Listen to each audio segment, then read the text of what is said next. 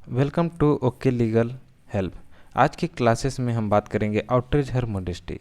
Outreach her modesty मतलब ये होता है किसी स्त्री के लज्जा को भंग करना। ये आईपीसी की सेक्शन 354 में डिफाइंड है। इसमें यह है कि कोई भी व्यक्ति अगर असॉल्ट करता है या फिर क्रिमिनल फोर्स यूज़ करता है किसी वुमेन के तरफ किस आशय और उस नॉलेज से कि उसके मोडेस्टी को आउटरीच करेगा, उसकी लज्जा को भंग करेगा, तो उस केस में जो उसको सज़ा मिलेगी वो इम्प्रिजमेंट ऑफ 1 to 5 years होगा और फाइन होगा। Sexual harassment.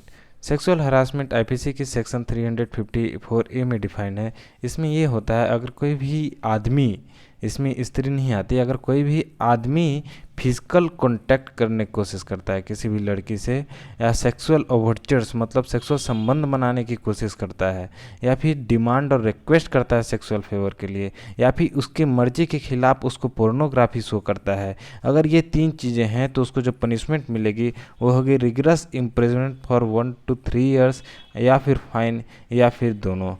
लेकिन अगर वो सेक्सुअल कलर्ड रिमार्क्स दिखाता है, मेक करता है, उस केस में उसको जो सज़ा मिलेगी वो होगा 1 year ऑफ इम्प्रिजनमेंट और फाइन और बोथ।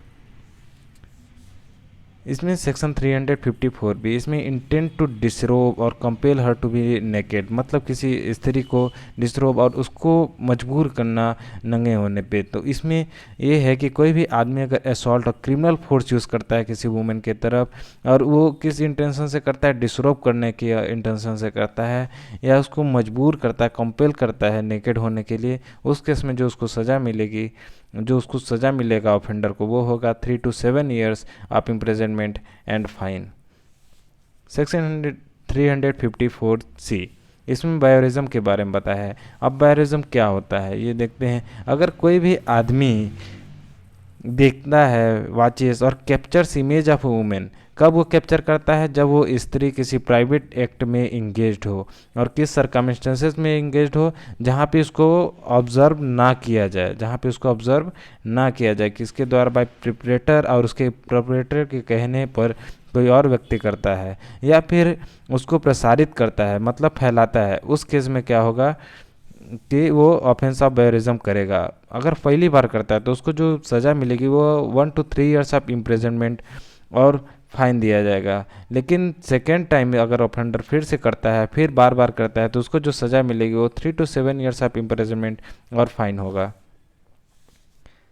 इसका दो एक्सप्लेनेशन है। पहला एक्सप्लेनेशन है इसमें प्राइवेट एक्ट या राइट टू प्रिवेसी क्या है। इसमें प्राइवेट एक्ट तब कहलाता है जब कोई स्त्री उस सरकमस्टेंसेस में जो कि रिजनेबली एक्सेप्ट है कि उसको प्रिवेसी के लिए है, वो प्रिवेसी में है और उस समय पर कोई भी व्यक्ति उसको देखता है तब, और या फिर जो विक्टिम है, स्त्री है, उसके किसी जेनिटल पार्ट्स को एक्सपोज करना, उसके पोस्टीरियर पार्ट को एक्सपोज करना, या फिर उसके ब्रेस्ट को एक्सपोज करना, या फिर सिर्फ एक्सपोज करना नहीं, या फिर वो सिर्फ अंडरवियर से कवर्ड हो, उस केस में अगर उसको ये सब पार्ट दिखाया जाता है विक्टिम को, तो उस केस में भी उसका प्राइवेट एक्ट का भंग करना, उसके राइट टू प्रिवेसी का भंग करना होगा और इस सेक्शन के अंदर आएगा। या फिर वो किसी शौच घर में है, लेबोरेटरी मतलब शौच घर, विक्टिम अगर किसी शौच घर में है, उस केस में कोई उसको देखना है तो भी वो इसमें आएगा, इस सेक्शन में कवर होगा। या फिर वो किसी सेक्सुअल एक्ट उस तरह का है जो कि ऑर्डिनरी पब्लिक में नहीं किया जाता, उस केस में भी अगर कोई देखता है तो ये बायोरिज्म होगा। एक्सप्लेनेशन टू बात करता है अगर कोई स्त्री कंसेंट दी है, ठीक, और कंसेंट किसके लिए दी है, इमेज को कैप्चर कर सकता है या फिर कोई भी एक्ट को कैप्चर कर सकता है, लेकिन उसको प्रसारित डिसिमिनेट करने के लिए कंसेंट नहीं करती। अगर कोई व्यक्ति फिर जो ऑफेंडर है, मैन है, वो डिसिमिनेट कर देता है तो इस सेक्शन के अंडर ऑफेंस करता है। सेक्शन 354D, ये स्टॉकिंग के बारे में बात करता है। स्टॉकिंग मतलब होता है किसी भी स्त्री का पीछा करना। इसमें ये होगा कोई भी व्यक्ति अगर किसी को फॉलो करता है, कांटेक्ट करने की कोशिश करता है या फिर पर्सनल इंटरेक्शन करने के लिए बार बार अटैम्प्ट करता है कि पर्सनल इंटरेक्शन हो जाए, भले ही स्त्री पूरे तरीके से उसको मना कर रही है, डिसइंटरेस्ट है, उसका मन नहीं है, फिर भी कोई वजह से ऐसा करने की कोशिश कर रहा है, तो वो स्टॉकिंग में आएगा। या फिर जो भी स्त्री यूज़ कर रही है, वुमेन यूज़ कर रही है, इंटरनेट यूज़ कर रही है, ईमेल यूज़ कर रही है, या फिर किसी भी तरह का इलेक्ट्रॉनिक कम्युनिकेशन यूज़ करती है, अगर कोई भी व्यक्ति उसको मॉनिटर करता है तो भी स्टॉकिंग में आएगा, वो इसके अंदर ऑफेंस कमिट करेगा। इसमें कुछ एक्सेप्शंस हैं। अगर जो मैन ने, जिस इंसान ने, व्यक्ति ने या फिर आदमी ने जो भी ये किया वो किस पर्पस से करा, किसी पर्पस से कर रहा है ताकि प्रिवेंट और डिटेक्ट कर सके एक्यूज से, तब वो नहीं आएगा। या फिर इसमें स्टेट ने उसको रिस्पॉन्सिबिलिटी दी है कि आप इसके लिए ये काम करोगे, प्रिवेंट और डिटेक्ट करने के लिए काम करो, अगर वो उसके पास मिल जाता है या फिर ऐसा एक्ट करता है तो इस ऑफेंस के अंडर नहीं आएगा।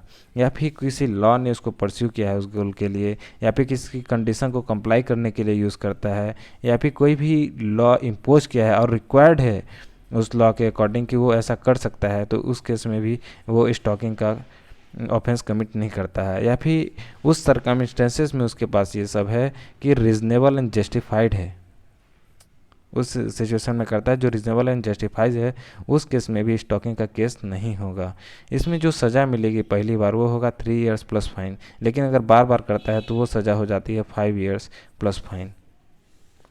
Thank you once again, welcome to okay legal help.